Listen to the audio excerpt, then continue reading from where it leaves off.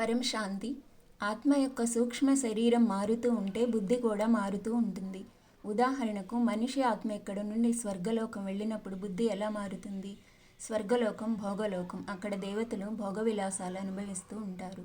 ఇంకా పైకి మహర్లోకం, జనలోకం, తపలోకం. ఆత్మ సూక్ష్మ శరీరంతో వెళ్తూ ఉంటుంది. అదేవిధంగా విష్ణుపురి, శివపురి, పరంధామం వెళ్ళి అక్కడ నిరాకారిగా మారిపోతుంది. కాబట్టి నిరాకారమే సంపూర్ణ రూపం, పూర్ణ బ్రహ్మం. ఆత్మను పూర్ణ బ్రహ్మస్వరూపం అంటారు కదా. తండ్రి ఉన్నట్లే పిల్లలు కూడా ఉంటారు.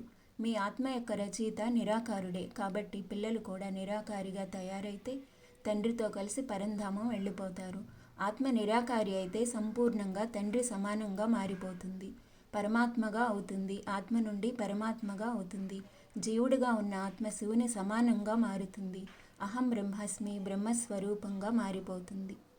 పరం శాంతి.